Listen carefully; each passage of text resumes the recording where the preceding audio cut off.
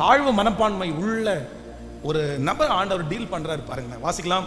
யோவான் எழுதின சுவிசேஷம் 8ஆம் அதிகாரம் 10வது வசனத்திலிருந்து, இயேசு நிமிர்ந்து அந்த ஸ்திரீயை தவிர வேறு ஒருவரையும் காணாமல், ஸ்திரீயே, உன்மேல் குற்றம் சாட்டினவர்கள் எங்கே?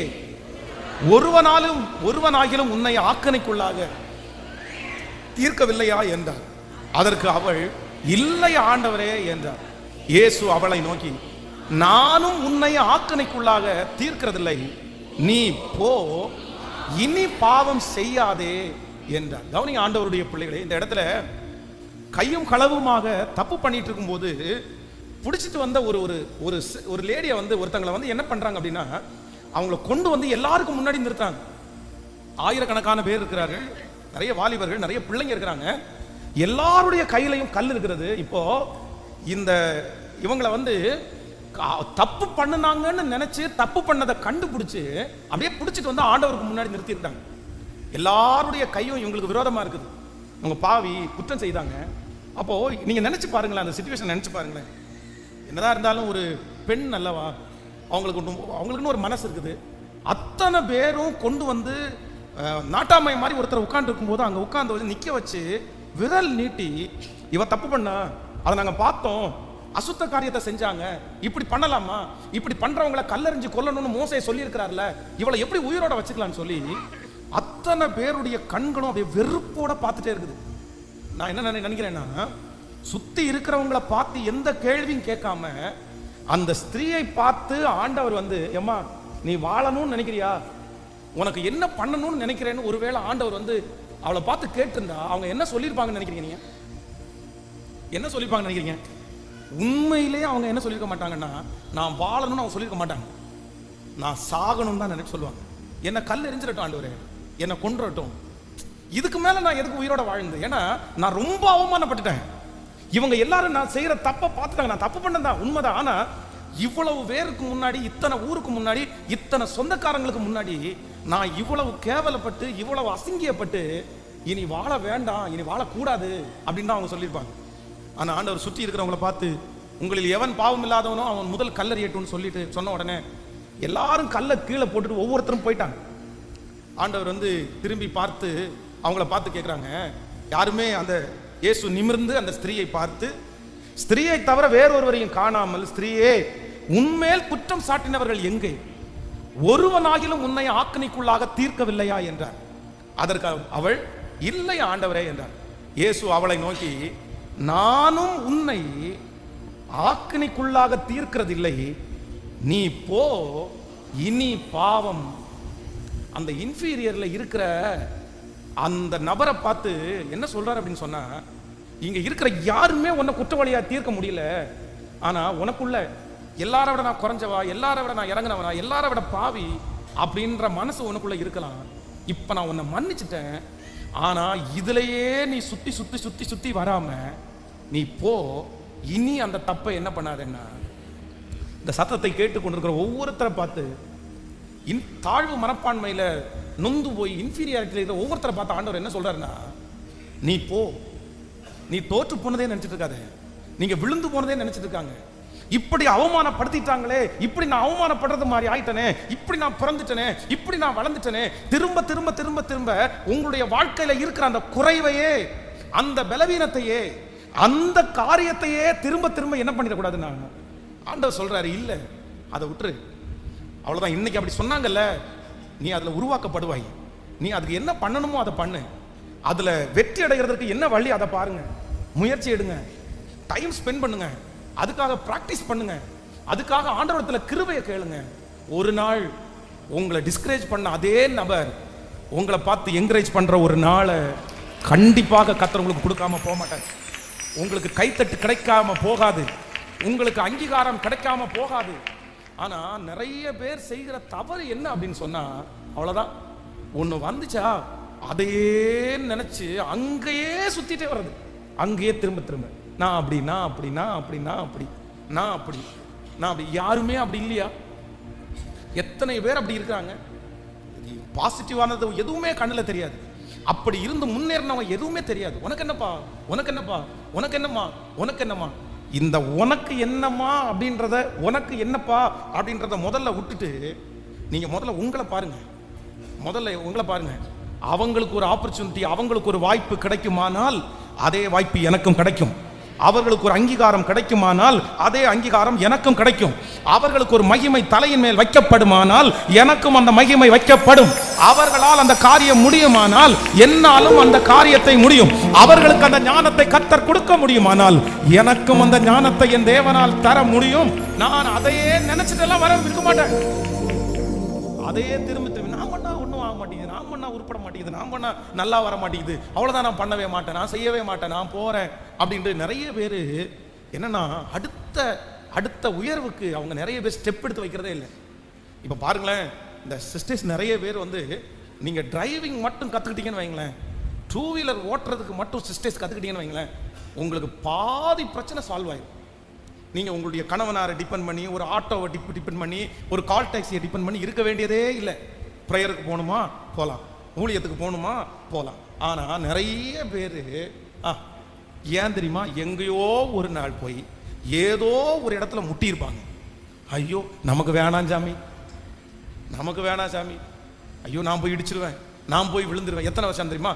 12 வருஷமா நான் போய் விழுந்துருவேன். உங்களை பார்த்து கேட்குறேன், கல்யாணமான புதுசுல ஃபர்ஸ்ட் செஞ்ச ரசம் விஷம் மாதிரி தானே பண்ணீங்க? வாயில வைக்க முடியாத அளவுக்கு தானே பண்ணீங்க. ஆனா இன்னைக்கு உங்க ரசம் எத்தனை ஊருக்கு போகுது, எத்தனை ஊர்ல இருக்கிறவங்க உங்க ரசத்துக்கு எவ்வளோ அழகா எவ்வளோ நல்லா ரசம் வைக்கிறாங்க, சொல்றாங்களா இல்லையா?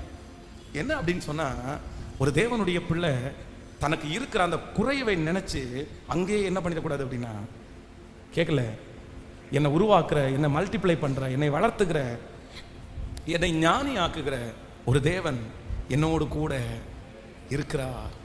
ஹல்லேலூயா. ஆண்டவர் சீடர்களை பார்த்து சொல்லுகிறார், உங்களை மனுஷங்களை பிடிக்கிறவர்கள், ஹலோ, மனுஷங்களை பிடிக்கிறவங்கள, யார? மீனை பிடிச்சிட்டு இருந்தவங்களை மனுஷர்களை பிடிக்கிறவர்கள் ஆக்குவேன் அப்படின்னு சொன்னார். மீனை பிடிக்கிறது வலையை போட்டு ஐடியா பண்ணி பிடிச்சிக்கலாம். ஆனா மனுஷனை பிடிக்கிறது, அதுவும் யூதர்களை பிடிக்கிறது, ஐயோ ரொம்ப கஷ்டம். ஆனா வேதம் சொல்லுது, அவர்கள் கல்வி அறிவில்லாதவர்களாக இருந்த போதிலும் அவர்கள் பேசுகிற பேச்சை குறித்து சுத்தி இருந்தவங்க என்ன பட்டாங்களாமா, இவங்களுக்கு படிப்பறிவே இல்லையே, இவங்க இவ்வளோ அழகா பேசுறாங்களேன்னு சொல்லி நிறைய பேர் பிரமிச்சு போனாங்களாமா. இது யாரால் வந்தது அப்படின்னு சொன்னா, என் தேவன். மகனே, வாலிப மகனே, நீ அதே இடத்துல இருந்துறாத. வாலிப மகளே, நீ அதே இடத்துல இருந்துறாத, அதே இடத்துல இருந்துறாத, அதுலயே சுத்தி வராத, அந்த பலவீனத்திலே சுத்தி வராத. அதல்ல நான் சொல்றேன், உங்களை கத்தர் அடுத்த ஸ்டெப் உங்களுக்குள்ள, உங்களை வளர்த்த எது உங்களுக்கு பிளஸ் கூட எது கம்மியாகும்? கேட்கல, பக்கத்துல கையை பிடிச்சு சொல்லுங்க, பிளஸ் போட எது கம்மியாகும்? மைனஸ். நீங்க உயர உங்களுக்குள்ள இருக்கிற நெகட்டிவ் என்னவாகும் அப்படின்னு சொன்னா குறைஞ்சிட்டே வரும். ஆனா நீங்க உயரணும். அந்த உயர்வை கொடுக்கிற தேவன் உங்களோடு கூட இருக்கிறார். அவர் தான் இங்க பார்த்து என்ன சொல்றாரு அப்படின்னு சொன்னா, உன்னை ஆக்கினிக்குள்ளாக தீர்க்கிறது இல்லை, உன்னை ஆக்கினிக்குள்ளாக தீர்க்கிறது இல்லை, நீ போ, இனி பாவம் செய்யாது. எத்தனை பேர் தீர்மானம் எடுக்க போகிறோம்? இந்த சத்தத்தை கேட்கிற எந்த வாலிப தம்பி உன் மேல, தங்கச்சி உன் மேல, பெரியவங்க எத்தனை பேர் அப்படி இருக்கிறீங்கன்னு எனக்கு தெரியல. ஆனா ஒன்னா, நீ தயவு செய்து என்ன வேணாலும் நடந்திருக்கலாம் உன்னுடைய வாழ்க்கையில. இந்த ஸ்திரியை நீ பாரு, அவ்வளவுதான்.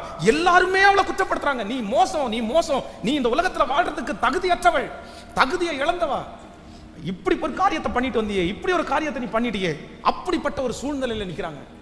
ஆனா இயேசு மட்டும் என்ன சொல்றாரு அப்படின்னு சொன்னா, இல்ல, நீ தோற்றவள் தான், நீ விழுந்தவள் தான். ஆனா இதுலயே நீ திரும்ப சுத்திட்டு வராத, இதையே திரும்ப நீ நினைக்காத, அதை மறந்துட்டு நீ ஒண்ணு பண்ணு, இனி நீ அந்த மாதிரி எந்த தப்பையும் செய்ய வேண்டாம், நீ போ. இந்த இயேசுவின் மேல இந்த ஸ்திரீ ஸ்நேகம் வைத்து கடைசியில சிலுவை வரைக்கும் பாத்தீங்கன்னா இவருடைய உறவு அப்படியே தொடர்றத பைபிள் நமக்கு ரொம்ப அழகா சொல்லுது. யாரோ ஒரு இடத்துல ஆண்டவர் பேசுறாரு. நீங்க சுத்தி விழுந்ததிலே இருக்காதீங்க பிரதர், அங்கேயே கிடக்காதீங்க பிரதர். ஆண்டவர் உங்களுக்கு சொல்றாரு, நீ எழும்பு, அந்த இடத்துல இருந்து நீ எழும்பு, நீ நில்லு, நான் உன்னை அலங்கரிப்பேன், நான் மறுபடியும் உனக்கு சொன்னதை செய்யும் அளவு உன்னை கைவிடுவதில்லை. அந்த பலவீனம் அது ஓரமா இருக்கட்டும், அந்த சோர்வு உனக்கு ஓரமா இருக்கட்டும். அதான் இது என்னை குட்டும் சாத்தானுடைய தூதனா இருக்கிறது அப்படின்னு சொல்லும்போது ஆண்டவர் என்ன சொல்றாருன்னா, என் கிருபை உனக்கு போதும், உன் பலவீனத்திலே என் பலன் பூரணமாய். அவ்வளவுதான், விட்டுருப்பா, நீ அதை நினைக்காதப்பா. அது ஒரு ஓரத்தில் இருக்கட்டும். அது உன்னுடைய உயர்வுக்கு கண்டிப்பா என்ன ஆகாது அப்படின்னா தடையாகாது. இந்த பலவீனம் மறையும், இந்த அவப்பேர் மறையும், இந்த உங்களை குறித்து தாழ்வாய் பேசுகிறது மறையும். எப்ப தெரியுமா? நீங்க வளர வளர வளர வளர இது அப்படியே குறைஞ்சிட்டே போகும். எத்தனை பேர் ஆமோதிக்கிறீர்கள்? கைகளை உயர்த்தி ஒரு ஹல்லேலூயா சொல்லுங்க. நிறைய பிள்ளைகள், நிறைய தம்பிங்க தங்கச்சிங்க வந்து பாஸ்டரும் படிக்கலையே அப்படின்றது மாதிரி எல்லாம் நிறைய பிள்ளைங்க வீட்டில் பேசிக்குவாங்க. ஆனா பாஸ்டர் படிக்காம இருந்து இந்த ஊழியத்தை, இந்த உயர்வை பார்க்கறதுக்கு முன்னாடி எல்லாரும் என்ன பார்த்து எப்படி தான் சொன்னாங்கன்னா, நீ ஆக மாட்ட, நீ படிக்காதவன், நீ ஒரு முட்டாள் அப்படிதான் பார்த்தாங்க. ஆனா இப்போ நான் தான், இப்போ ஒன்றும் என்னுடைய டிகிரிக்கு பின்னாடி வாங்கியிருக்கிறேன். அதுக்கப்புறம் தியாலஜிக்கலாக வாங்கியிருக்கிறோம் டிகிரி, நிறைய பிடிஹெச் வாங்கியிருக்கிறோம், எம்டிஹெச் வாங்கியிருக்கிறோம், எல்லாம் நிறைய டிகிரி இருக்குது. ஆனால் உண்மையிலே அன்னைக்கு இருந்தேன்னா இன்னைக்கு இருக்கிறேன். ஆனால் இன்னைக்கு ஆண்டவர் அந்த பொசிஷனை மாற்ற எது மறைஞ்சிருச்சு அப்படின்னு சொன்னாங்க, எனக்குள்ள இருக்கிற நெகட்டிவ் மறைஞ்சிருச்சு, எனக்குள்ள இருக்கிற பாசிட்டிவ் இன்னைக்கு எல்லாருக்கும் தெரிய ஆரம்பிக்கும். அதிலே இருந்துட முடியாது, அதிலே இருந்துட முடியாது. எல்லாரும் ஆண்டவருடைய சமூகத்தில் ஜெபித்து இனி எப்படி நிற்கணும் அப்படின்னு சொன்னா, நின்று பேசும்போது முகத்துக்கு முகம் பார்த்து பேசணும். கேட்கல, பெருமையா பேச சொல்லல, பெருமையா பேச சொல்ல, தைரியமா. என்ன நடந்துற போது, என்ன நடந்துற போது? ஒன்றும் இல்லை, ஒன்றும் இல்லை, ஒன்றும் பிரச்சனை இல்லை. உங்களுடைய உடம்பை குறித்து, உங்களுடைய வெளி தோற்றத்தை குறித்து உங்களுக்கு ஒரு சின்ன வருத்தம் கூட கேட்கல. இந்த தங்கச்சிங்க எல்லாரும் நிறைய பேர் எதுக்கு ரொம்ப கவலைப்படுவீங்கன்னா, ரொம்ப ஒல்லியா இருந்தாலும் கவலைப்படுவீங்க, ரொம்ப குண்டா இருந்தாலும் கவலைப்படுவீங்க. ரொம்ப ஒல்லியா இருக்கிறவங்க கொஞ்சம் சாப்பாடை எக்ஸ்ட்ரா படுத்திக்கிங்க, ரொம்ப குண்டா இருக்கிறவங்க கொஞ்சம் எக்ஸசைஸ் பண்றதுக்கு ட்ரை பண்ணுங்க. அவ்வளவுதான், முயற்சி எடுங்க, அதை வாக்கிய பண்ணுகிறவர் கர்த்தர். ஆனா ஒண்ணு நீங்க நினைச்சுக்கங்க, நீங்கள் கருப்பா இருந்தாலும், கேட்கல, சத்தமா சொல்லுங்க. இல்ல நிறைய பேருக்கு வரவே மாட்டேங்குது அந்த வார்த்தை. நான் கருப்பா இருந்தாலும், நான் அழகா இருக்கிறேன்னு இன்னொருத்தர் சொல்ல வேண்டியதில்லை, நான் அழகா இருக்கேன்னு நான் சொன்னாலே எனக்கு போதுமான. ஆமேனே வரமாட்டேங்குது, சத்தமா சொல்லுங்களேன். கடந்த நாட்கள் ஒரு செய்தியை படிச்சு எனக்கு ஆச்சரியமா இருந்து, அழகினால் உண்டான ஆபத்து அப்படின்ற ஒரு செய்தி நீங்க கூட நிறைய பேர் கேட்டிருப்பீங்கன்னு நினைக்கிறேன். ஒரு பொண்ணு ரொம்ப அழகா இருக்குது, அந்த நரிக்குறவர்கள் மத்தியில் அந்த பாசி மணி விற்கிறவங்க ரொம்ப அழகா இருக்கிறத பார்த்து எல்லாரும் போட்டோ எடுக்கணும்னு நினைச்சு தொந்தரவு கொடுத்து அந்த பிள்ளை ஒரு பெரிய பெட்ஷீட் போட்டு மூடி, ஐயோ அவ்வளோ கொடுமைப்படுத்துறாங்க. அதனால நான் என்ன நம்புறேன் அப்படின்னா, நீங்க இயேசுனுடைய பார்வைக்கு என்னவா இருக்கிறீங்கன்னா, அதனால தான் கர்த்தர் நம்மை ரட்சித்திருக்கிறார். அதனால தான் அவருடைய ரத்தம் எனக்காக சிந்தப்பட்டதை, அவர் என்னை நேசிக்கிறார், அவர் என்ன பிள்ளையாய் பார்க்கிறார். இந்த உலகத்திற்கே அதிபதியான கர்த்தர் என்ன பிள்ளையா பார்க்கும்போது, எங்க அம்மா என்ன பிள்ளையா பார்க்காட்டி என்ன பிரச்சனை? அவரே என்ன பிள்ளையா பார்க்கிறார்ல. அதனால எல்லாரும் அந்த பலவீனத்திலே, உங்கள் பலவீனத்திலே கர்த்தருடைய பலன் பூரணமாய். ஹல்லேலூயா! எத்தனை பேர் ஆமோதிக்கிறீர்கள்? என் எதிர்காலம் யாவையும் என் இயேசு ராஜா பார்த்து கொள்ளுவார், என்ற இயேசு ராஜா பார்த்து கொள்ளுவார். ஆமென் சொல்லுங்கள். அப்படியே தைரியமா வரணும். இருக்கிற ட்ரெஸ் போதும், அதை சுத்தமா போட்டு வந்தா போதும். பக்கத்துல கையை பிடிச்சி சொல்லுங்க, இருக்கிறத சுத்தமா போட்டு வந்தா போதும். நல்லா சொல்லுங்க, சுத்தமா போட்டு வந்தா போதும். உங்களை மாதிரி அழகு வேற யாருமே இல்லை. ஆமென். வெள்ள முடி வந்தவங்க எல்லாம் மகிமை. வெள்ள முடிய ஒன்றும் கவலைப்பட வேண்டியதில்லை, அது ஒரு ஸ்டைல் தான், அது ஒரு அழகு தான். ஆமேனே வரமாட்டேங்குது. தொப்பை இருக்கிறதும் ஒரு அழகு தான், கம்மியாகிறதும் ஒரு அழகு தான். ஆமேன். அதுக்காக வளர்த்துட்டே போகணும் அப்படின்னு நான் சொல்லலை. பிள்ளைங்க மேலே எழும்பி அப்படியே கிரவுண்டு மாதிரி விளையாடுறது மாதிரியும் வந்துடக்கூடாது. அதனால உடம்ப பார்த்துக்கணும். அதே நேரத்தில் என்னுடைய குறைவை குறித்து ஒரு நாள் என்ன பண்ண மாட்டேன் நான். ஹல்லேலூயா.